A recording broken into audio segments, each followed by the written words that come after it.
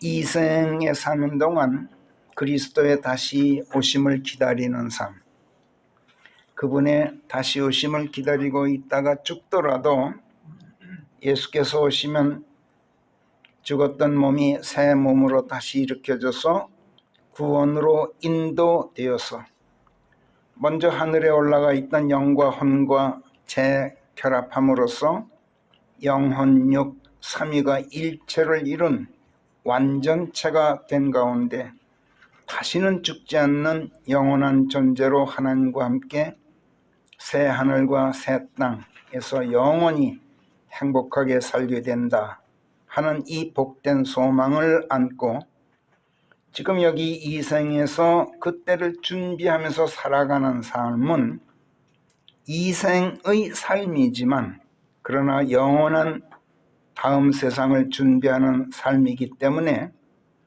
육신이나 정신의 기쁨을 도모하는 삶과는 차원이 다른 삶이다. 참으로 가치 있고 보람 있는 삶이다. 이렇게 우리가 지난주에 공부했습니다. 그리고 이런 삶에서 실패하지 않아야 인간 경영에서 성공하는 것이라고 했습니다. 그리고 어떤 삶을 살건 간에 그 삶의 주체는 나 자신이고 어떻게 죽건 그 죽음의 주체도 나 자신이기 때문에 남이 대신 살아줄 수도 없고 대신 죽어줄 수도 없는지라 인간 경영의 주체 또한 나 자신일 수밖에 없다고 했습니다.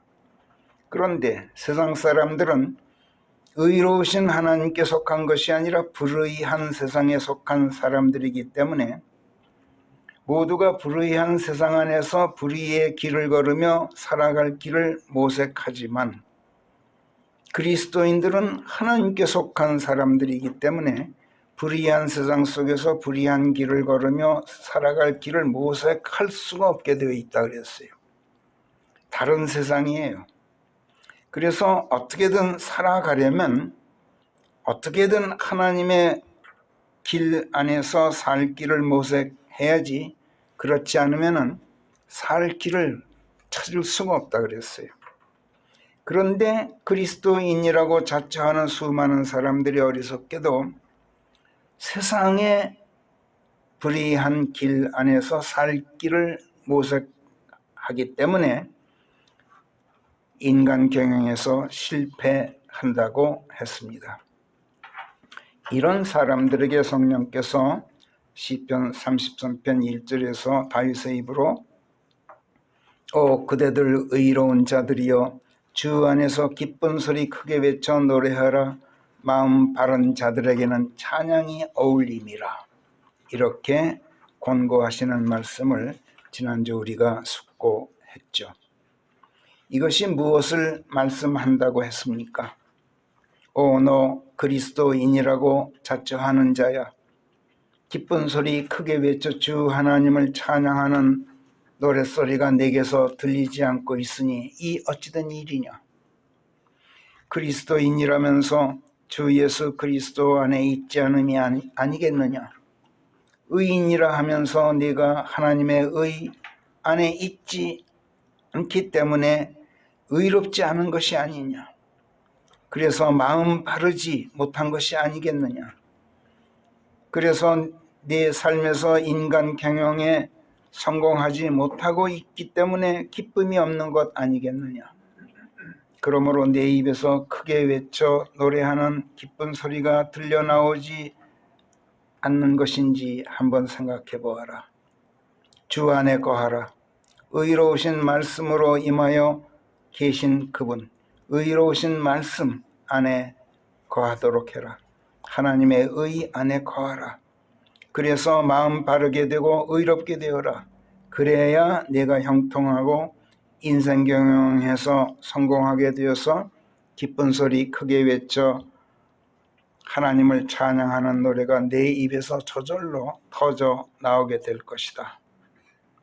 이런 뜻이라 그랬어요. 마음 바른 자에게는 찬양이 어울리는 법이어서 마음이 바르게 되면은 의 안에서 마음이 바르게 되면 찬양이 저절로 나오 곁에 있느니라. 이런 말씀이라 그랬어요. 그러므로 내가 하나님의 의 안에 거할 수 있도록 주 하나님을 경외하고 그분을 두려워하며 모든 신뢰, 모든 소망을 그분 안에 두고 살도록 하라. 하나님의 눈은 이런 자들 위에 있다. 그리고 하나님의 의이신 그리스도 안에 거하고 있으면 그 의로 내 모든 죄가 덮어 가려지고 내 모든 불충이 용서되고 하나님께서 내 패역을 추궁하지 않으시는 가운데 내가 명실공히 하나님의 사람으로서 복된 자가 되는 것이다.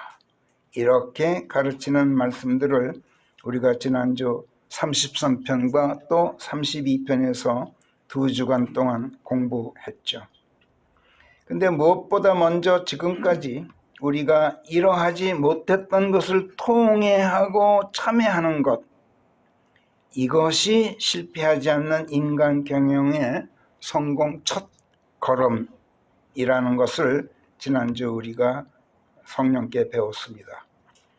자, 그리고 오늘 시편 31편 1절에서 다윗의 입으로 하여금 우리를 위해서 오 주여 정말이지 제가 제 신뢰를 주께 두고 있사오니 주의 의 안에서 저를 구출하시어 제가 결코 부끄럽게 되지 않게 하소서 하고 다윗으로 하여금 우리를 대신해서 하나님께 간구토록 성령께서 이렇게 인도하고 계셔요.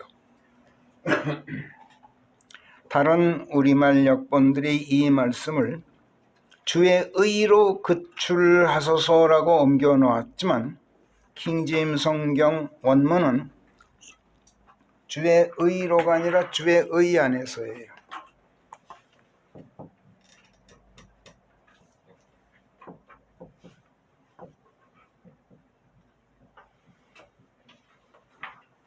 당신의 의 안에서예요. with가 아니란 말이야. 또는 through도 아니야. in이에요, in. 근데 주의 의로 구출하소서 이렇게 해놨어요. 그게 그 말일 것 같은데 달라요.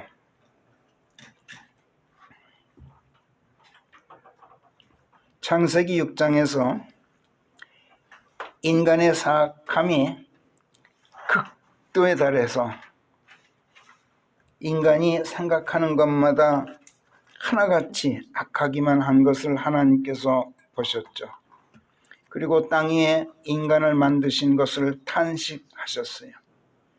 그리고 하나님의 눈에 들어 은혜를 입었던 노아 그리고 그의 가족을 제외한 모든 인간, 모든 동물들을 지면에서 대홍수로 쓸어버리기로 결정하시고 노아로 하여금 고펠나무로 방주를 건져도록 하셨어요.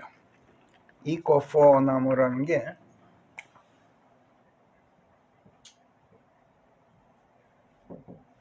영어로는 이렇게 씁니다만 편백나무예요. 노송나무라고도 해요. 이게 소나무과에 속하는 나무인데 이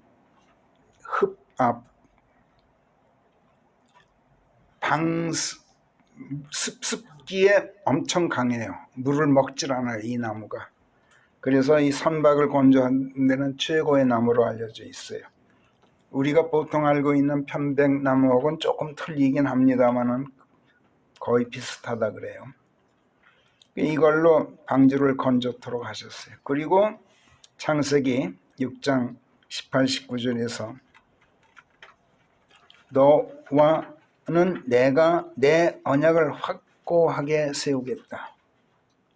너는 방주로 들어가야 할 것이요 너와 네 아들들과 네 아내와 네 아들들의 아내들이 너와 함께 들어갈지니라. 그리고 육체를 가진 각종의 모든 생물들 중에서 종별로 2마리씩 네가 방주로 데리고 들어가 그들을 너와 더불어 살아남도록 보존하여야 할지니 그것들이 수컷과 암컷이 되어야 할지니라. 이렇게 말씀하셨어요. 노아가 하나님의 이 명령을 받들어서 방주를 건조하기 시작했죠. 그리고 완성을 했는데, 그러자 하나님께서 창세기 7장 1절에서 너와 네 모든 가축들은 방주로 들어오라 이렇게 명령하셨어요. 방주 안으로 들어오라예요. 그리고 2절에서 모든 정결한 짐승들마다에서 수컷과 그 암컷 7마리씩을, 앞에서 6장에서는 종별로 2마리씩 이렇게 했는데 7장에 가서는 암컷과 수컷 7마리씩을 네게 가져다 놓아라. 그리고 정결하지 못한 짐승들에서는 수컷과 암컷을 2마리씩 가져다 놓으라.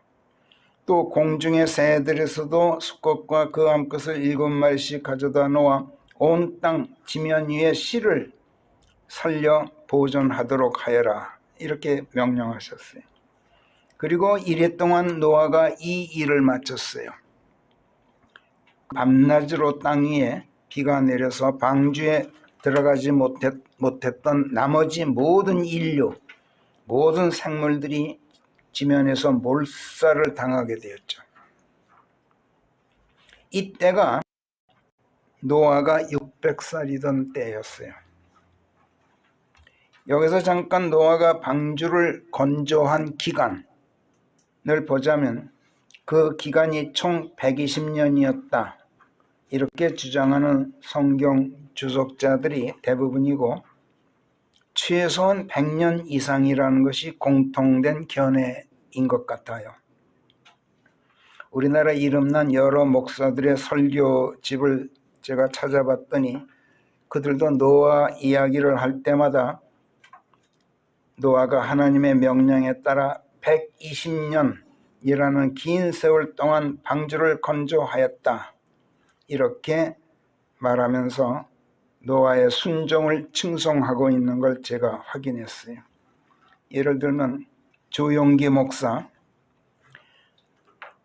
창세기 강해라는 책이 있는데 거기 보면 120년의 긴 기간 동안 노아는 그의 가족들과 함께 모두 8명이 힘을 합해 거대한 함선인 방주를 하나님의 설계도대로 완전히 제작하였습니다. 이렇게 쓰고 있어요. 그런데 이런 성경 지식들이 얼마나 허술하고 맹랑한 지식들인가를 아는 사람들이 별로 없어요. 또 그 사실 여부를 확인하기 위해서 성경을 탐색해 보는 사람들도 별로 없는 것 같아요. 창세기 6장 14절에 의하면 노아는 나이 500살에 세 아들 셈과 함과 야펫을 낳은 것으로 되어 있어요. 그리고 하나님께서 그에게 방주 건조를 명령하셨을 때는 그 세 아들이 장가까지 든 뒤였어요. 그래서 노아의 전체 가족이 며느리 3명을 합쳐서 8식구로 불어나 있을 때였어요. 방금 앞에서 본 창세기 6장 18절에서 하나님께서 뭐라 그러셨어요? 너와 네 아들들과 네 아내 그리고 네 아들들의 아내들이 함께 그 방주 안으로 들어갈지니라 이렇게 명령하셨잖아요. 그런즉 그가 방주 건조 작업을 시작했을 때 세 아들들의 나이가 최소한 20살은 넘었을 때였을 것으로 추정돼요. 장가간 뒤니까 그렇잖아요. 그렇다면 노아의 나이를 최소한 520살은 좁게 되었을 때였을 거예요. 그렇죠? 500살에 아들을 낳고 애들이 20살은 됐다고 보면은 520살은 됐을 때 방주 건조 작업을 시작했을 거 아니에요. 그리고 홍수가 터졌던 것이 나이가 600살 때였어요. 방주가 완성되고 홍수가 터진 것이 600살 때요. 그렇다면 방주 건조 기간은 길어야 80년도 채 되지 않는다는 것을 우리가 아주 쉽게 알 수 있어요. 어디서 100년이 나오고 어디서 120년이 나왔는지 근거가 없어 도무지. 노아가 세 아들을 낳은 것이 그의 나이 500살 때였다고 합니다만 창세기 5장 32절을 다시 보면 그리고 노아의 나이 500살이 되었더라. 그리고 노아가 셈과 함 그리고 야펫을 낳았더라. 이렇게 쓰고 있어요. 딱 500살 때 세 아들을 한꺼번에 낳았다는 말씀이 아니란 말이야. 500살이 나이가 500살이 넘자 그 나이에 아들을 낳기 시작해서 세 아들이 차례로 출생하게 되었다는 것을 그냥 이렇게 함축해서 말하고 있는 거예요. 성경을 좀 더 면밀하게 탐색해 보면 첫 아들 셈이 출생했을 때 노아의 나이가 502살이었어요. 여러분들 창세기 읽으면서 한번 계산해 보세요. 정확히 502살 때였어요. 창세기 11장 10절에 따르면 홍수가 터진 2년 뒤에, 그러니까 노아가 600살이었을 때 홍수가 터졌어요. 그러고 홍수가 터지고 그 2년 뒤에 셈이, 그러니까 노아의 첫 아들 셈이 첫 아들을 낳게 돼요. 아르팍사드라는 아들을 낳아요. 그러니까 노아의 첫 손자가 생긴 거죠. 그러니까 셈의 나이가 이때 몇 살이었느냐면 102살이었다 그래요. 그러면 노아의 나이가 502살이란 얘기 아니겠어요? 600, 셈을 낳은 나이가, 첫 아들. 집에서 한번 계산해 보세요. 600살 때 홍수가 터졌으니까 그 2년 뒤 셈이 102살이었을 때 노아가 602살이었단 말이야. 그렇다면 노아가 셈을 낳은 것은 502살 때였다는 계산이 나오죠. 그러니 셈이 장가를 든 것이 만약 20살 때였다고 한다면, 그렇게 가정해 본다면 노아는 그때 522살이었을 터. 그렇다면 방주 건조가 완성된 600살 때까지 계산해 보면 방주 건조 기간은 아무리 길어도 78년이 채 못 돼요. 그런 계산이 나오죠. 셈이 만약 30살 때 장가를 들었다고 가정해 보면, 그렇다면 방주 건조 기간은 길어야 68년으로 줄어들게 돼요. 그런데 성경 주석자들이나 설교자들 대부분이 방주 건조 기간을 120년으로 보고 있어. 그들의 책을 읽거나 설교를 들은 다른 많은 사람들이 다 그렇게 알고 있어. 이게 얼마나 맹랑하냔 말이야. 스스로 진실을 탐색해 보지도 않고 전문가들이 말하는 것이니까 맞겠지 하고 무조건 믿고 수용한단 말이야. 그 바람에 거짓말일지라도 일반화된 거짓 지식이 되어버리면 많은 사람들이 확인할 것도 없이 그냥 그걸 진실로 받아들이게 돼요. 그래 거짓된 지식에 매몰되고 말죠. 저는 이런 것을 지식의 함정이다 이렇게 불러요. 지식의 함정.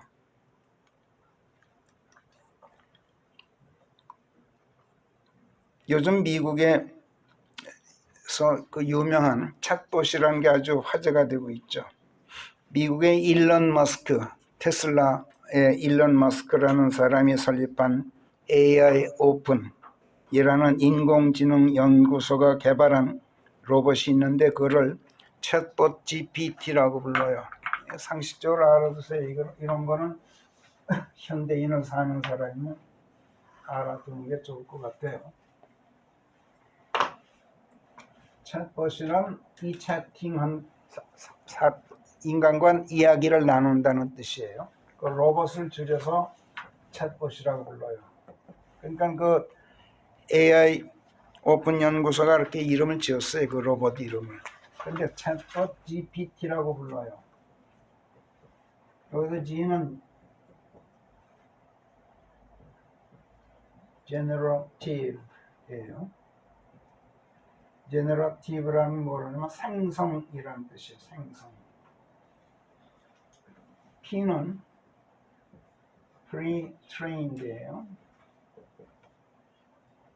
사전에 훈련된, 사전에 교육받은 이런 뜻이야.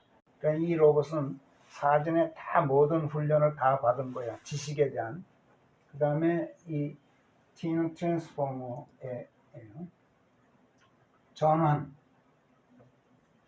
트랜스포머, 전환기 이런 뜻이야.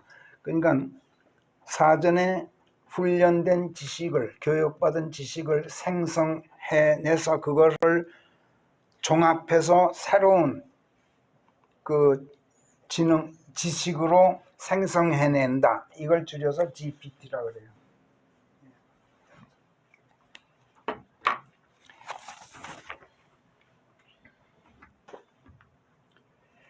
아주 요즘에 이게 화제거리예요. 이건 뭐 미국에서만 그런 게 아니라 우리나라에서도 그렇고 전 세계적으로 그래요. 모든 나라들이 지금 이 로봇 개발에 열중하고 있죠. 글을 쓴다든지 그림을 그린다든지 무슨 오디오라든지 이미지 각 분야에 걸친 기존의 많은 데이터들, 그러니까 인터넷에 나와 있는 모든 정보들, 이런 데이터를 전부 종합하고 활용해서 새로운 내용의 콘텐츠, 새로운 내용의 정보를 전환해서 생성해낼 수 있는 그런 인공지능을 가진 로봇, 이걸 말해요.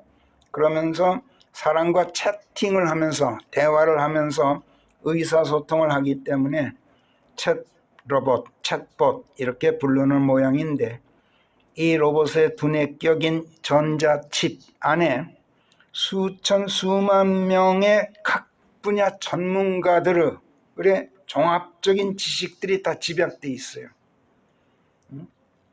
그렇기 때문에 한 사람은 말할 것도 없고 전문가들의 여러 사람의 전문가들의 지식을 다 합쳐놔도 이 챗봇 하나만큼 지식을 갖고 있질 못해. 따라갈 수가 없어. 전 세계 역사적으로 인류 역사상 나와 있는 모든 지식이 집약되어 있어요. 얘 두뇌 속에 그 반도체 안에, 칩 안에. 그러니까 누구도 따라갈 수 없는 월등한 지식 데이터를 가지고 있는 존재야. 그러니까 미국 명문대학 학생들의 리포트 숙제가 아주 유명한데, 그러니까 미국 대학생들은 이 리포트 쓰느라 아주 골머리를 앓아요. 우리나라 대학생들 공부하는 거고는 상대가 안 돼요. 미국 대학생들 공부하는 거 보면은 어마어마해요. 그런데 이 챗봇이 나오고 나니까, 인터넷이 나온 다음엔 인터넷을 검색해서 학생들이 리포트를 썼는데, 이 챗봇이 나오니까 그냥 챗봇한테 맡겨요. 제목만 주고, 야, 나 아인슈타인의 상대성 이론에 대해서 논문을 써야 되겠는데 너 좀 써달라. 그럼 걔가 써주는 거야. 뭐 A4지 몇 장으로 써달라. 그럼 얘가 다 써내는 거야. 그러니까 교수가 나중에 학생들로부터 리포트지를 받고 보면 그 답이 똑같은 거야. 그래서 대학교에서 이제는 학생들한테 리포트 숙제를 주지 않기로 했다고 그래요. 그 명문 대학들이. 해봤자 소용이 없는 거야. 애들이 공부를 안 해. 이게 바로 지식의 함정에 빠진 거래요.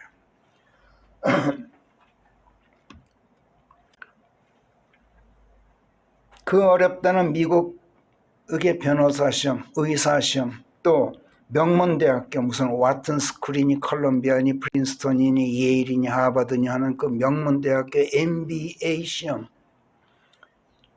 이거를 시험 치게 했더니, 얘 보고 시험 치라고 그랬더니 다 합격해버려. 한꺼번에. 종합병원에 전 세계적으로 유명한 그 종합병원에 유명한 의사들이 일하고 있는 그 의사들보다도 환자 진찰을 시켰더니 더 정확하게 진찰해내. 부동산 중개 업무를 시켰더니 깜짝 놀랄 정도 전 세계 데이터를 다 가지고 있어. 무슨 기업 경영 컨설팅을 한다, 무슨 회계 업무를 한다, 광고 기획을 한다, 이런 건 식은 죽 먹기로 해내. 앞으로는 전쟁이 터지면 군사, 무기, 전략, 전술, 정보, 작전 모든 분야에서 군사작전을 얘가 담당해. 사령관도 필요 없어. 얘가 하라는 대로 하면 돼.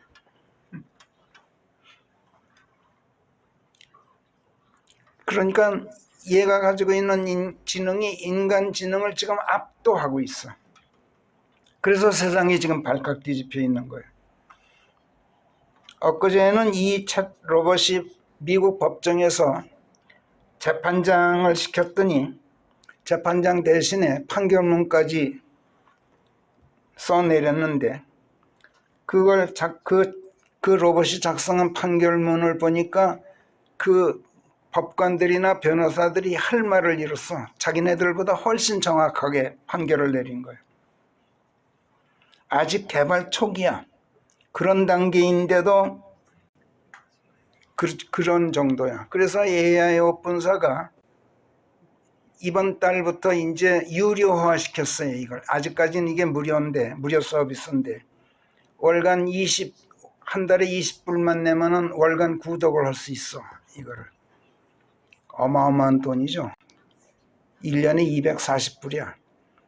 그런데 지금 일주일도 안 됐는데 1억 명이 지금 대기 중이야. 그거 구독 신청으로. 그러니까 그게 유료화가 이제 본격적으로 들어가면 한꺼번에 200억 불이 확 그냥 회사에 들어와 버리는 거야. 상상도 못하는 그런 단계야.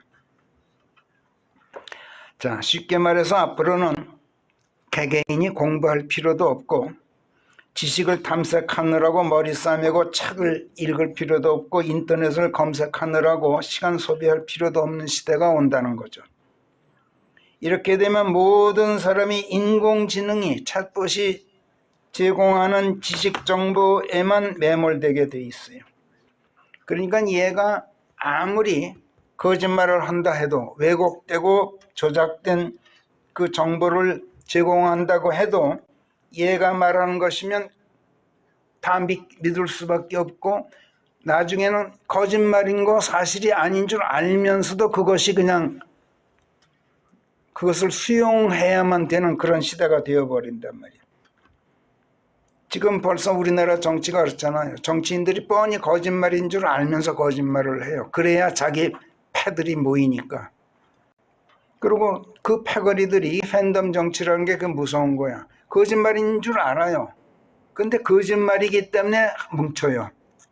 얼마나 무서운 시대가 돼요. 그래서 저는 이것을 지식의 함정이다 이렇게 일컫는 것인데 인공지능이 갖고 있는 지식이 100% 정확하다고 해도 결국에는 인간을 어떻게 만들까요?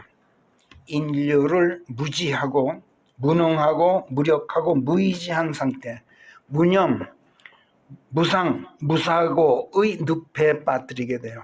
너희들은 가만히 있어. 내가 다 할게. 인간을 완전히 퇴화시켜버린단 말이야. 그래도 돼. 얼마든지 되는 거야. 자동차 운전, 자동차 면허 시험도 앞으로 필요 없잖아요. 자율주행을 하니까. 그렇잖아요. 내가 뭐 운전 기술을 배우고 할 필요가 없어. 자동차가 알아서 하는데 뭘. 그러니까 나를 바보로 만들어 버린단 말이야. 운전 능력도 없고 운전 실력도 없고 능력도 없고 배울 생각도 없고 완전히 그냥 다른 멍청이로 만들어 버린다. 그래서 이런 거를 지식의 함정이라고 제가 부르는 거예요. 지식의 함정은 지식의 함정만으로 머물지를 않아요. 지성의 함정, 지식이 아니라 지성의 함정, 나아가서는 지혜의 함정으로 결국은 발전할 거예요. 아무튼 노아가 하나님의 명령에 순종해서 긴 세월 동안 방주를 건조함으로써 인류의 씨가 멸망당하지 않고 동물들이 멸종되지 않고 씨가 남은 것만은 천만다행이지만 한편으로 생각해 보세요. 인간 8명만 빼놓고 나머지 모든 사람들이 몰살을 당했다. 정결한 짐승들 암수 7쌍에 정결하지 못한, 예를 들면 뱀 같은 거, 정결하지 못한 짐승들 암수 2쌍, 그리고 공중의 새들 암수 7쌍, 이렇게 아주 극소수만이 방주 안에서 살아남고 나머지는 지상의 모두가 몰살을 당했다는 아주 끔찍한 참극이 이때 일어났단 말이야. 왜 이런 참극이 일어났죠? 극소수를 제외한 나머지 모두가 노아의 방주 안에 하지 못해서 그래. 들어가지 못해서 그렇단 말이야.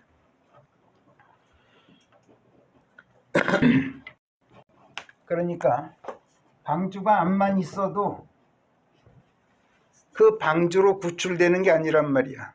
그림의 떡이면 들어가지 않은 그림의 떡 아니야. 예수 그리스도가 100명이면 뭐하고 1000명이면 뭐해. 그분 안에 들어가지 않는 그만이지. 성경이 성경 말씀이 그냥 산더미로 내 주변에 쌓여 있으면 뭐해. 그 말씀이 내 안에 들어와 있지 않고 내가 그 말씀 안에 거하고 있잖아. 그게 무슨 소용이 있느냐 말이야.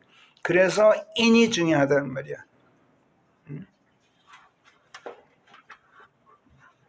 구출된 노아의 홍수 때 구출된 사람, 극소수가 됐던 구출된 생물은 어찌됐든 그 안에 들어갔기 때문에 구출된 거예요. 그렇지 않았다면 방주가 천척인들 만척인들 아무 소용이 없어요. 그래서 다윗은 여기 시편 31편 1절에서 주의 의 안에서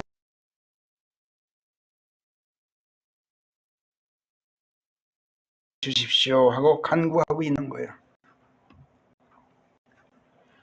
이 말은 곧 나를 당신의 의 안으로 이끌어들여 주시옵소서라는 간구가 들어있어. 응? 나를 당신의 의 안으로. 하나님의 의가 뭐예요? 하나님의 말씀, 생명으로 이끄는 하나님의 말씀, 또 하나님의 영, 또 예수 그리스도가 하나님의 의야. 그렇죠? 저를 하나님의 말씀 안으로, 하나님의 영 안으로, 예수 그리스도 안으로 집어넣어 주십시오 하는 간구가 들어있단 말이에요. 하나님의 말씀 안에 넣어 주십시오. 그리스도 안으로 침례시켜 주십시오. 그래서 그 안에서 저를 죽음에서 구출해 주십시오. 죽음에서 구출하실 뿐만 아니라 이 생에서 사는 동안 온갖 환난 고통으로부터 저를 구출해 주십시오. 이런 간구를 하고 있는 거예요. 성경이 널려 있고 하나님의 의가 사방에 널려 있고 그리스도가 1000명, 10,000명 도처에 있으면 무엇합니까? 하나님께서 나를 집어넣어 주셔야 됩니다. 저를 노아의 방주 안에 넣어주지 않으면 저는 꼼짝없이 죽습니다. 이런 간구가 들어있는 그런 말씀이란 말이에요. 예수 안에 있으면, 즉 하나님의 말씀 안에 있으면 죄가 덮이고 패역이 가려지고 그래서 심판석으로 불려 나가지도 않게 되고 정죄되지도 않을 뿐만 아니라 죄 안에 죽어 있더라도 소생하게 되고 대홍수 같은 대환란이 닥쳐 안전하게 보호받게 되죠. 그래서 예를 들면 시편 다른 곳에서도 그래요. 항상 143편에 보면 1절에서 오 주여 제 기도를 들으시고 제 간구에 귀를 주소서. 주의 신실하심과 주의 의로우심으로가 아니라 의로우심 안에서예요. 거기서도 제게 응답하소서. 그리하여 주의 종을 심판석으로 데리고 들어가지 마소서. 보세요. 그리스도 안에 있으면 심판석으로 나갈 필요가 없어. 예수님 안에 있는데 어떻게 내가 심판석으로 나가? 주의 목전에서는 살아있는 누구도 의롭다고 인정받을 사람이 없을 것이기 때문입니다. 저는 하나님의 목전에 있기를 원치 않습니다. 저는 그리스도 안에 있기를 원합니다. 저는 하나님 안에 있어야지 하나님 앞에 있어서는 안 됩니다. 이게 대단히 중요합니다. 살아있는 누구도 하나님의 목전에서는 의롭다고 인정받을 수가 없어. 이게 우리가 종교를 경계하는 이유야. 종교는 하나님 앞에 있어요. 하나님 앞에서 아주 경건한 자세로 종교는 아주 겸손하고 경건한 자세로 하나님을 대해요. 그러나 하나님의 목전에 있지 하나님 안에 들어가는 건 거부해요. 그게 종교의 맹점이란 말이야. 그리스도 신앙은 하나님 안에 들어가 있는 거야. 하나님 앞에 있는 게 아니란 말이야. 그래서 이 시편 143편 2절은 대단히 중요한 교리적으로. 근데 이런 걸 사람들이 찾아내질 못해. 이렇게 중요한 내용을. 143편 21절에서도 오 주여 주의 이름을 생각하시오. 주의 이름을 생각하시오. For thy name's sake. 이걸 우리말 여권들이 또 주의 이름을 위해서 이렇게 해놨는데 그게 무슨 뜻이야? 그런 뜻도 있어요. For the sake of 하면 뭐뭐를 위해서 이런 뜻도 있어. 그러나 여기서는 주의 이름을 생각하셔서 이렇게 번역해야만 옳아요. 하나님께서 이르신 말씀이 있지 않습니까? 그거를 한번 생각해 보십시오. 그러면 당연히 제 간구를 들어주셔야 되지 않습니까? 지금 그런 뜻이야. 주의 이름을 생각하셔서 주께서 이르신 말씀을 생각하셔서 저를 소생시키소서. 저를 살려주신다 그랬죠. 그러면 그 말씀대로 하셔야 되지 않습니까? 지금 그런 말씀이란 말이에요. 주의 의를 생각하셔서 생명으로 이끄는 그 말씀을 생각하셔서 또는 그리스도를 생각하셔서 제 혼을 곤경에서 꺼내주시옵소서. 이렇게 호소하고 있어요. 하나님께서 심판하실 때는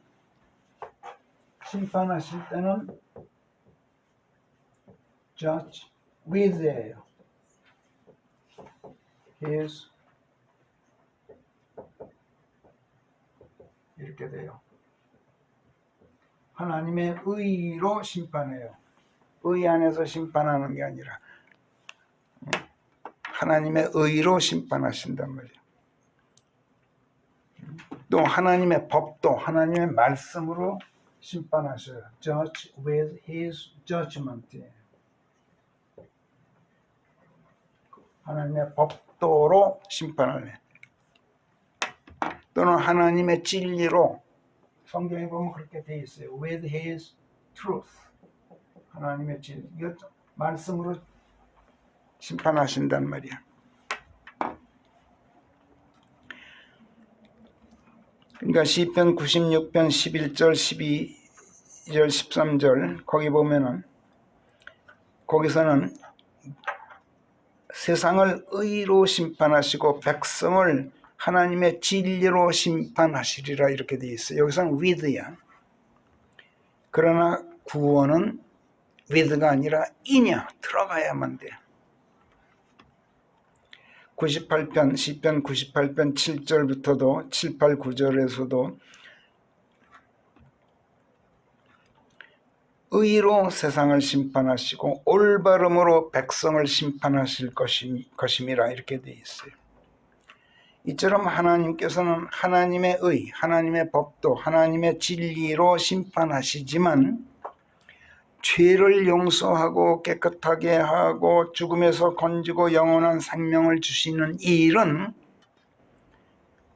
하나님의 의 안으로 이끌어들여서 하나님의 법도 안으로 나를 집어넣어서 그 진리 안에서 즉 하나님의 진리신 예수 그리스도 안으로 침례시켜서 나를 구출하셔요. 나를 살려놓으신단 말이에요. 이것이 바로 침례 신앙인 것이고 이것이 성경이 가르치는 참된 그리스도 신앙이에요. 종교적 신앙이 아니란 말이에요. 그런데 기독교라는 이름의 종교 교리는 이 참다운 침례 신앙을 반대해요. 침례 신앙을 그들은 세례 신앙으로 바꿔놓는단 말이에요. 물침례 신앙으로 바꿔놔요. 그리고 시편 31편 1절, 오늘 그 본문의 1절, 하나님의 의 안에서를 하나님의 의로 이렇게 고쳐놓아요. 그 사람들 지금 번역을 잘못해서, 영어를 잘못해서 번역 그렇게 하는 게 아니에요. 일부러 그렇게 하는 거야. 자기들도 모르는 사이에 마귀가 그렇게 시켜요. 그래서 개역본이나 이런 것들을 사탄의 역본이라고 제가 부르는 이유예요. 어떻게 해서든 예수 그리스도의 믿음, 나를 당신 안으로 집어넣어 주시는 그분의 그 하나 되어 주신 믿음, 그분의 믿음을 어떻게 해서든 그걸 부인하고 어떻게 해서든 그 안으로 침례시키는 것을 방해해요. 어떻게 해서든 예수님과 한 몸 되지 못하게 하려고 안간힘을 써요. 기독교라는 이름의 종교예요, 그게. 지금까지 그 거짓 교리에 속아서 그리스도 안으로 침례되기를 거부하고 하나님의 의 안으로 들어가 하나님과 한 몸 되기를 거부했던 교만, 오만, 이거 통회하고 참회할 것을 지난주 성령께서 시편 32편에서 권고하시면서 이것이 바로 그리스도인으로서의 인간 경영 성공의 첫 걸음이라는 것을 지난주 우리에게 일깨워 주셨던 거야. 그리고 오늘 31편에 와서 1절에서 이걸 거듭 종용하시면서 의 안에서 인을 강조하고 계신 거예요. 시편 31편으로 돌아가 보겠어요. 지금까지 1절 말씀에 대해서 제가 설명을 드렸습니다만 이게 전부 성령의 조명이지 제 개인적인 의견이 아니에요. 그렇기 때문에 이 1절만 바르게 이해하면 나머지 말씀들은 어려움 없이 다 이해가 돼요. 쉽게. 1절부터 다시 봐요. 오 주여, 정말이지 제가 제 신뢰를 주께 두고 있사오니 정말이지 저는 모든 걸 당신께 맡기고 있습니다. 믿는 게 아니라 믿고 왜 맡기고 있단 말이야. 주의 의 안에서 저를 구출하시어 제가 결코 부끄럽게 되지 않게 하소서. 지금까지 제가 하나님을 신뢰하지 못했던 것을 통회합니다. 그래서 하나님의 의 안으로 들어가 주 안에 거하지 않았던 것을 제가 지금 참회합니다. 그 결과 아직도 패역의 길을 걸으면서 죽음의 물 향해 가던 이것이 참으로 부끄럽습니다. 그렇지만 하나님, 제가 이제 이 어리석음의 미망에서 깨어났습니다. 인간의 교만을 버렸습니다. 하나님과 맞상대하려고 했던 그 오만, 그걸 이제 제가 버렸습니다. 종교는 오만이에요. 교만이고 하나님 앞에서 자기를 죽이질 않아. 정말이지 이제 저는 제 모든 신뢰를 아버지 하나님께 두고 있습니다. 그러니 저를 하나님의 의 안으로 불러들이셔서 예수 그리스도 안으로 침례시켜 주셔서 하나님의 말씀 안에 거하도록 하시어서 의 안에서, 그 안에서 저를 구출하시고 제 패역에서 꺼내주시고 죽음에서 구원해 주실 뿐만 아니라 이 생에 사는 동안 그 많은 환난 고통에서 저를 건져 주십시오. 이렇게 부르짖고 있는 거예요, 지금. 그러니까 이 한 구절이, 1절 한 구절이 시편 30장 전체 24절까지의 모든 말씀이 거기에 집약되어 있어요. 그리고 이 한 구절이 성경 전체의 내용이, 핵심 내용이 다 들어있어요, 이게. 이 한 구절 속에. 그 다음 2절, 3절 보세요. 주의 귀를 제게 기울이시어 속히 저를 건지소서. 제가 부르짖고 있지 않습니까? 주께서 저의 든든한 암벽이 되어주시어 저를 안전하게 지키는 방어의 집을 대신하시옵소서. 실로 주께서는 저의 암벽이시오 저의 보루이시나이다. 여기서 이 암벽이라는 것도 다른 역본들은 전부 반석거렸어요. 하나님을 바위라고 했을 때 반석일 때는 집터로서만 반석이에요. 피난처로서는 반석이 아니에요. 피난처로서는 높은 암벽, 난공불락의 요새를 말해요. 그게 암벽이라는 말이야. 절벽 위에요. 여러분 페트라 그 사진에서도 보셨을 거야. 팔레스타인에 높은 산 위에 있어요. 난공불락이야. 거기에 그게 보루란 말이야. 그래서 저는 이걸 전부 암벽으로 바꾸지, 반석이라고 할 때는 집터, 비가 와도 모래 위에 지은 집이 아니라 반석 위에 지은 집, 그때만 반석이야. 3절, 실로 주께서는 저의 암벽이시오 저의 보루이시나이다. 그러므로 주의 이름을 생각하시오. 여기서도 저를 인도하시고 저를 안내하소서. 주께서 일러 말씀하시지 않으셨습니까? 예를 들면 출애굽기 33장 19절, 내가 나의 모든 선함이 네 앞을 지나가게 하리니 주의 이름을 내가 네 앞에서 선포하리라. 이렇게 말씀하시지 않으셨습니까? 또 나는 내가 은혜롭고자 하는 자에게 은혜롭고 내가 자비를 보이고자 하는 자에게 자비를 보이는 법이다. 이렇게 말씀하시지 않으셨습니까? 또 말씀하시기를 21절에서 출애굽기, 보라 내 곁에 한 자리가 있나니 너는 한 바위 위에 설지니라. 내가 너를 그 바위 갈라진 틈 속에 넣을 것이요 내가 너를 내 손으로 닦으리라. 이렇게 말씀하지 않으셨습니까? 이 이르신 말씀을 생각하셔서라도 주께서 제 든든한 암벽이 되어주시고 난공불락의 성체가 되어주시고 안전한 방어의 집이 되어주셔야 되지 않겠습니까? 원자탄이 떨어져도 끄떡없는 방공호를 대신해 주셔야 하지 않습니까? 지금 그런 말씀이야. 그 안전한 보루로 저를 안내해 주시옵소서. 이렇게 1, 2, 3절에서 간구해요. 그리고 4절 보세요. 주께서 제 힘이시니 저들이 저를 노리고 몰래 쳐놓은 그물에서 저를 꺼내 주소서. 몰래 쳐놓았, 그물을 몰래 쳐놓았다, 함정을 몰래 파놓았다 하는 것은 그들이, 사람들이 몰래 파놓은 게 아니라 내가 모르고 있었던 게 문제죠. 그렇죠? 저들이 누굽니까? 저들이 우리를 노리고 몰래 쳐놓은 그물은 또 뭘 말할까요? 하나님의 의 안에서를 하나님의 의로 고쳐놓는 자들, 어떻게 해서든 그리스도 안으로 침례되지 못하도록 방해하는 자들, 어떻게 해서라도 그분과의 암, 그분과의 믿음을 이루지 못하게 하려고 안감념을 쓰는 저들,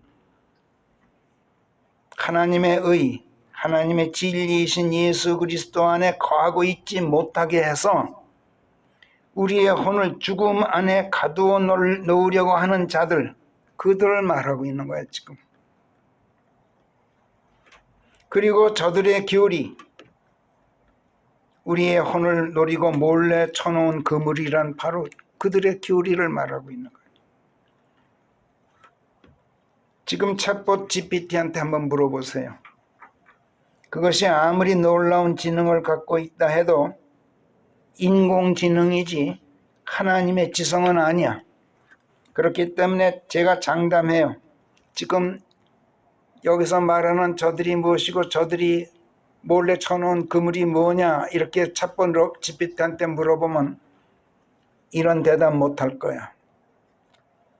그래서 챗봇 GPT는 암만 지능이 뛰어나도 지성의 지식의 함정일 뿐이지 완전한 해답이 못 된단 말이야.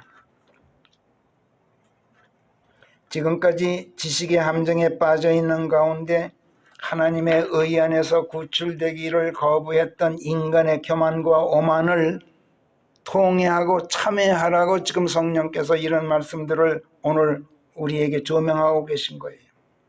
우리가 빌칭 하나님을 믿노라 해요. 하나님을 신뢰하노라 해요. 그렇지만 우리가 과연 여러분 하나님을 믿고 있는 것 의심하지 않아요. 그러나 여러분 뭘 하나님께 맡겼습니까? 여러분 한번 생각해 보세요. 하나님께 뭘 맡기고 있어요? 지금 성령께서 이것을 정직한 양심으로 한번 돌아보도록 지금 우리들을 이끌고 계셔요. 5절 보세요. 오 진리의 주 하나님이시여 주께서 저를 속량하셨으니 제가 저의 영을 주의 손에 맡기나이다. 이 5절 말씀 앞에 성령께서 지금 우리를 딱 세워놓으셔요. 우리가 우리의 몸을 하나님의 손에 맡기고 있습니까? 우리의 혼을 맡기고 있습니까? 우리의 영을 맡기고 있습니까? 로마서 12장 1절에서 뭐라 그래요? 그러므로 형제들아 내가 하나님의 자비에 의지해서 너희에게 간청한다. 너희는 너희 몸을 하나님께서 받으실 만한 살아있는 거룩한 제물로 드리라. 이것이 도리에 맞는 너희의 섬김이니라. 그런즉 이 세상에 일치하지 말고 너희 생각을 새롭게 함으로써 너희가 변모될지니 그래야 무엇이 하나님의 뜻이어서 선하고 받아들여질 만하며 완전한가를 너희가 알 수 있게 되느니라. 로마서 12장 1, 2절 말씀이야.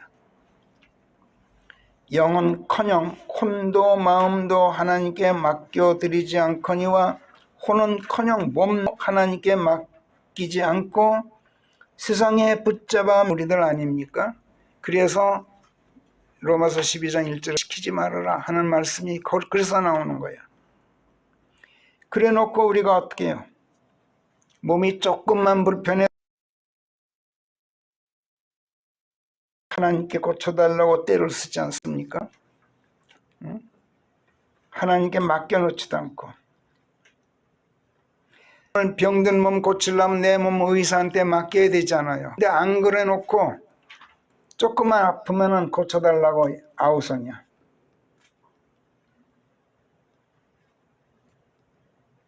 우리의 몸을 살아있는 거룩한 제물로 하나님께 드리라. 이게 무슨 뜻이가 배웠어요. 제가 젊었을 때 교회 다닐 때 예외 없이 교회 목사들이 가르친 게 있어요. 여러분의 몸 주님께 드려서 교회 봉사 열심히 하십시오. 이런 뜻으로 전부 가르쳤어요. 백이면 백 전부 그렇게 목사들이 가르쳤어. 절대로 그런 뜻이 아니야. 너희 몸 교회 봉사 활동 하라는 그런 뜻이 아니란 말이야. 목사들은 신자들을 부려먹으려 그래. 몸을 제물로 드려라. 이게 무슨 뜻이야? 내 몸 죽이라는 뜻이야. 제물은 죽여야 제물이 되잖아. 응? 몸을 제물로 드려라. 네 몸 죽여라. 육신을 죽여라. 육신을 죽이란다 그래서 육신의 목숨을 끊어라 이런 뜻이겠어요? 육신의 정욕을 죽이란 뜻이야.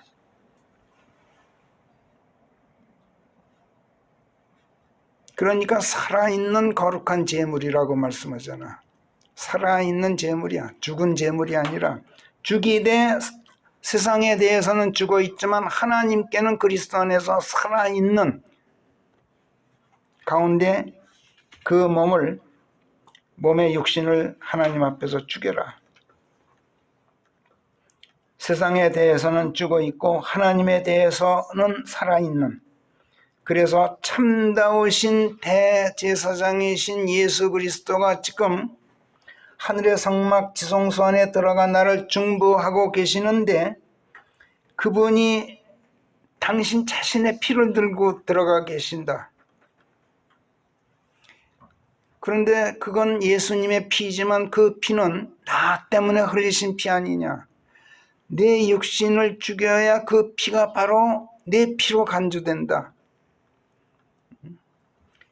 그래서 예수께서 지금 너를 위해서 중보하고 계신 그 중보가 하나님 앞에 받아들여지는 거야. 그렇지 않으면 예수 그리스도의 피가 너한테 아무 효과도 낼 수가 없어. 지금 그런 뜻이야. 내 속죄의 피로 바꿔라, 예수님의 피를. 이 생에서의 내 몸의 모든 병변이 그래야 치유되고 그런 은혜 안에 내가 있게 된다.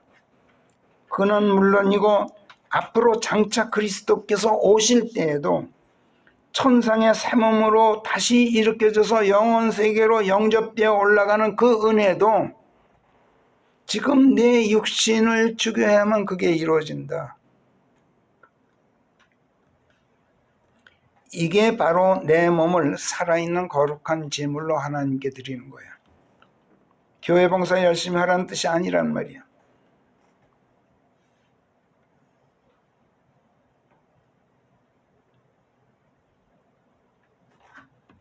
이것이 바로 내 몸을 하나님께 드리는 거야.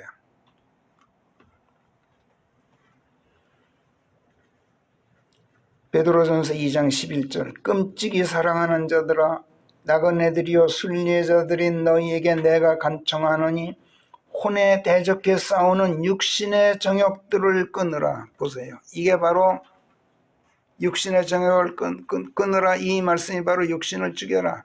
내 육신을, 내 몸을 거룩한 산제물로 하나님께 드리라. 이 말씀이란 말이에요.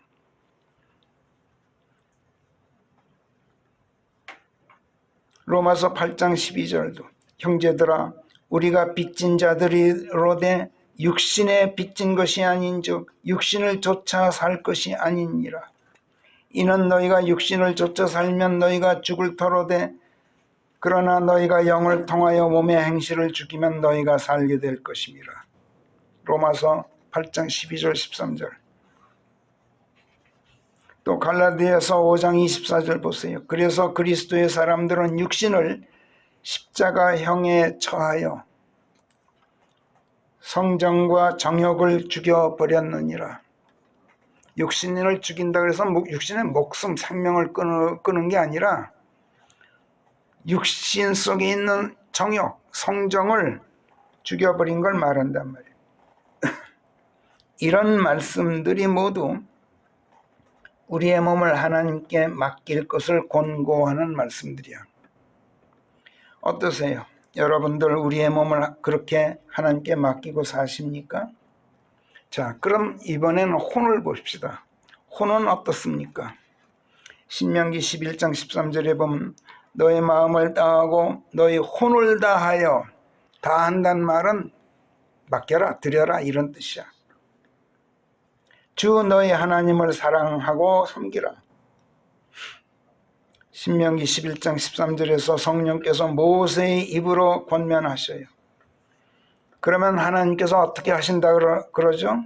14절 보세요.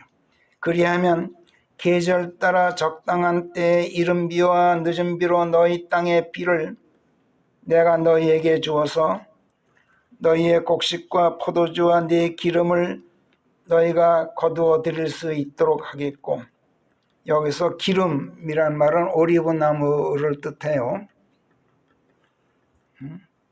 곡식, 포도주, 오리브, 그걸 너희가 거두어 드릴 수 있도록 하겠고, 이 올리브 나무에 대해서 잠깐 보면은, 제가 성경에서 조사해 봤더니 성경에서 언급되는 나무의 총 수가 59가지가 있어요. 그건 언제 한번 제가 다 정리해서 한번 드릴 텐데, 59가지. 근데 그 중에 올리브 나무의 특징이 뭐냐면 이게 자갈밭에서 자라요. 아주 척박한 땅에서 자라요.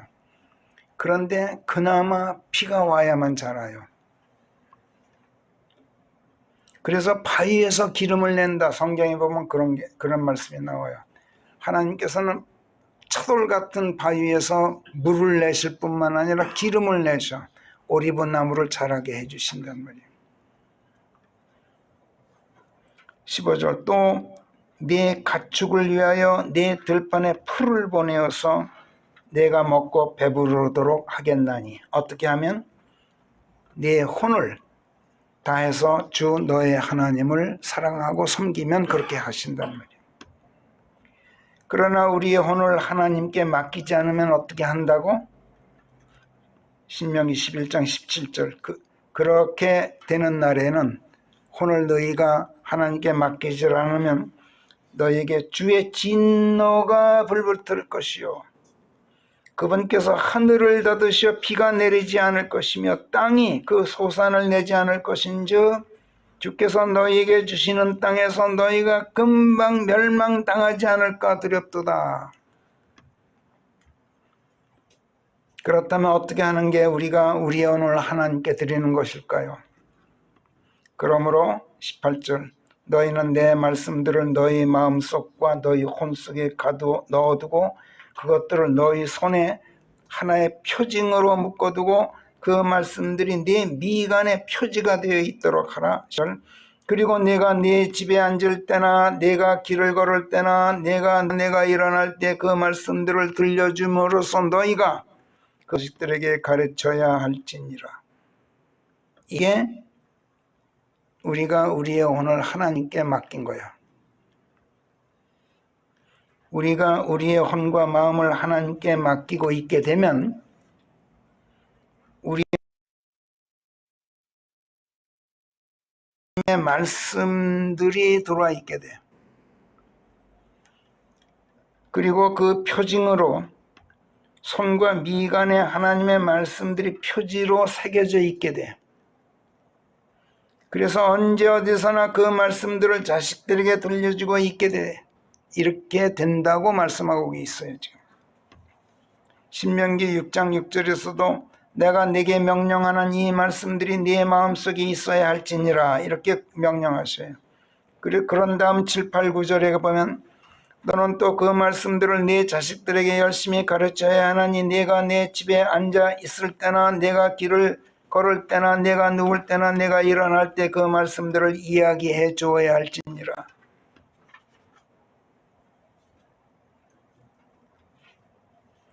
너는 또 그 말씀들을 하나의 표지로 네 손에 묶고 다녀야 할 것이요 또 그 말씀들이 네 미간에 이마 장식으로 붙어 있어야 할지니라.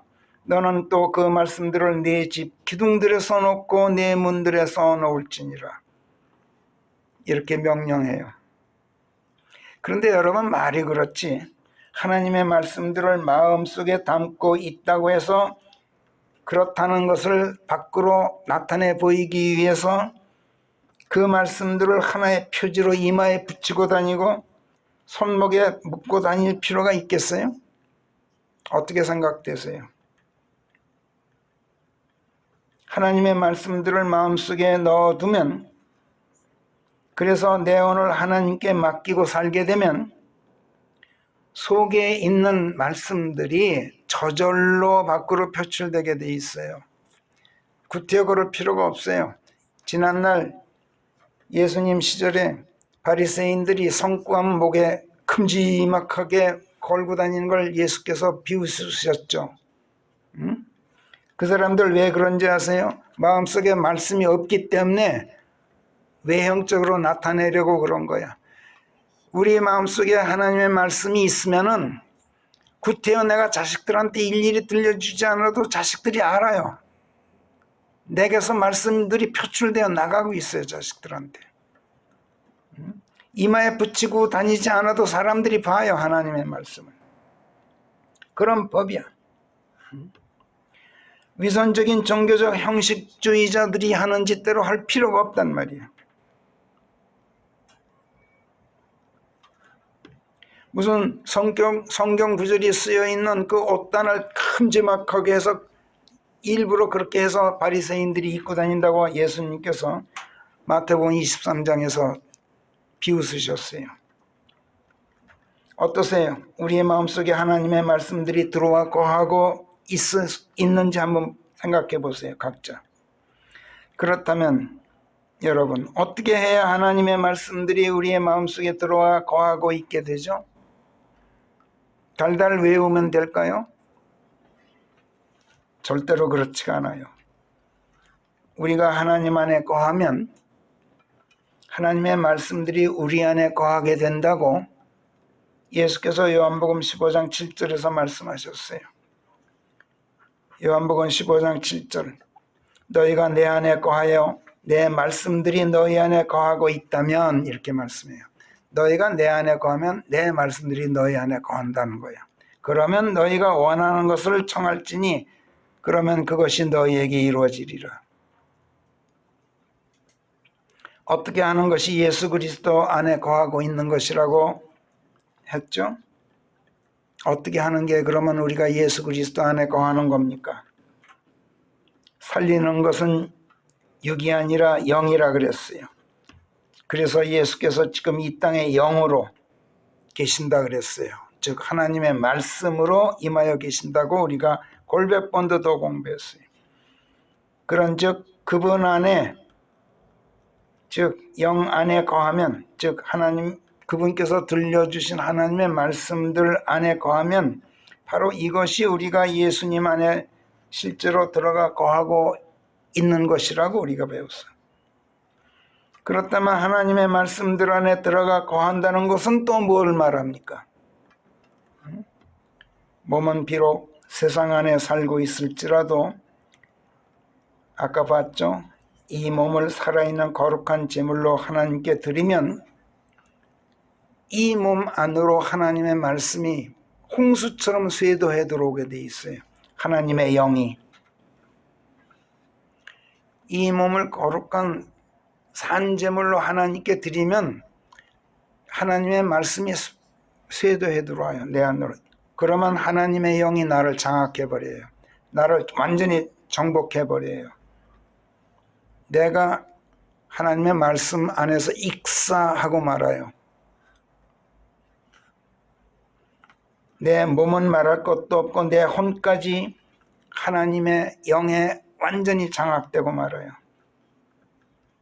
그러면 그리스도 안에 있는 생명의 법에 의해서 죄와 죽음에서 자유하게 돼요. 그런 가운데 더 이상 육신을 좇아 살지 못하게 돼요. 육신이 이미, 육신을 좇아 살려고 해도 육신이 없어. 하나님의 영에 장악되어서 육신이 존재하지 않는데 어떻게 육신을 좇아 살아? 꼼짝없이 영을 좇아 살 수밖에 없게 돼 있어요. 내 생각대로 살 수가 없어. 성령을 통한 하나님의 뜻에 이끌려서 예수 그리스도 안에 있는 생명의 법에 내가 따라갈 수밖에 없게 돼 있어. 이것이 곧 성령을 좇아 살게 되는 거야. 이것이 우리가 하나님의 말씀 안에 거하고 있다는 뜻이야. 이에 대해서 로마서 8장 1절부터 10절까지 성령께서 쭉 말씀하시는 거 오늘 시간 관계로 다 읽지 않겠어요. 집에서 꼭 세 번 이상 읽어보세요. 지금 해설은 해드리겠어요. 로마서 8장의 1절부터 10절까지 이 말씀 평범한 말씀 같은데요. 정말이지 주의를 기울여서 곰곰이 묵상하면서 읽지 않으면 무슨 말씀인지 머릿속에 들어오지 않는 말씀이에요. 우선 그리스도 안에 있다는 것, 이것은 하나님의 말씀 안에 있다는 뜻이라 그랬어요. 따라서 하나님의 영, 즉 성령 안에 있다는 뜻이라 그랬어요. 다시 말해서 생명 안에 있다는 뜻이에요. 살아있다는 뜻이야.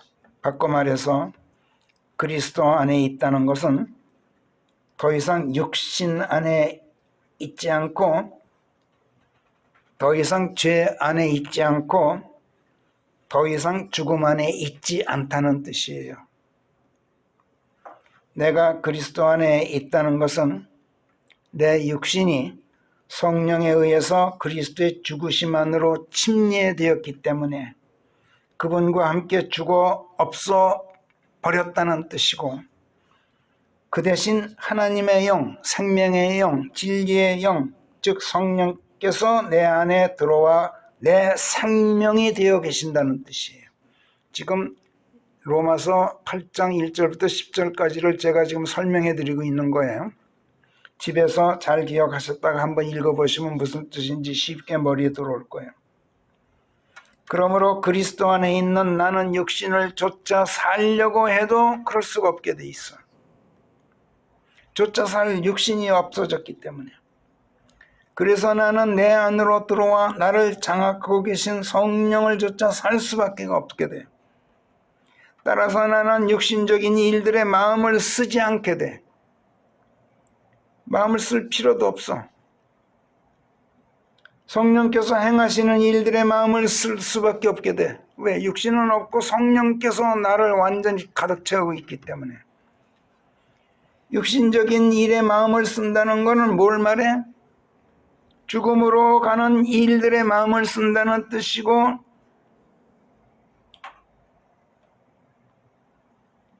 육신이 살아있다는 뜻이 되고 말아. 내가 그리스도인이라고 하면서도 예수 그리스도 안으로 침례되어 있지 않다는 걸 말한단 말이야.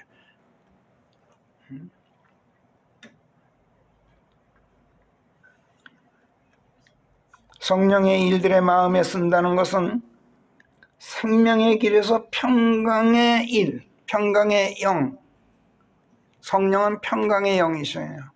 생명의 영이셔요. 그러니까 내가 성령을 좇아 행한다, 이 말은 생명의 길에서 평강의 일들만 내가 생각하고 살게 된다는 거예요. 내 육신은 성령에 의해서 그리스도 안으로 침례되어 이미 죽음을 당했기 때문에 육신의 일들의 마음을 쓴다는 것 자체가 불가능해졌어. 이런 거 여러분들 체험하실 수 있어야 돼요. 나는 생명의 영, 평강의 영에 의해서 정복됐어 이미. 그게 나를 완전히 장악하고 있어. 생명의 일, 평강의 일 밖에는 다른 것에는 마음을 쓸 수가 없게 돼 있어 이제는. 이것이 바로 내가 하나님의 말씀에 안에 거하고 있다는 뜻이에요. 말씀 안에 거한다는 말은 무슨 수사학적인 표현이 아니에요. 성령께서 지금 여기 로마서 8장 1절에서 10절까지 해서 이것을 강론하고 계셔요. 어떠세요? 여러분 전부 이렇게 되고 싶지 않으세요? 하나님의 영, 생명의 영, 평강의 영, 진리의 영에 장악되어서 생명과 평강의 길을 걸으면서 더 이상 육신의 일들에 마음 쓰지 않고 그럴 필요도 없고 영의 일들에만 마음을 쓰는 가운데 오직 생명과 평강만을 누리고 살게 되고 싶지 않느냐는 말이야.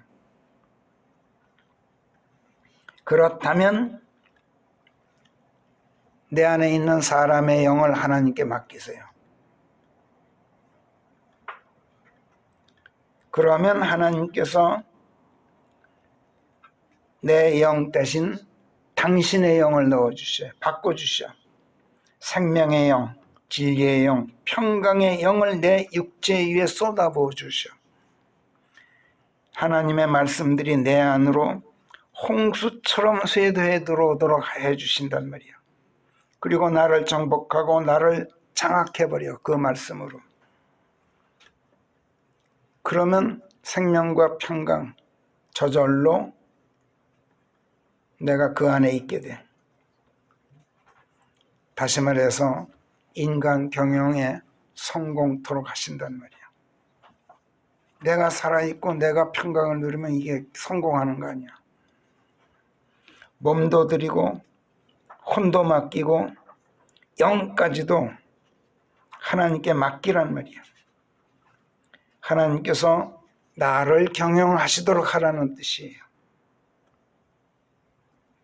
이것이 우리가 그리스도인으로서 우리 자신의 인간 경영에 성공하는 비결이라는 것을 오늘 성령께서 지난 2주 전부터 지난주 그리고 금주에 걸쳐서 우리에게 일깨워 주신 거예요.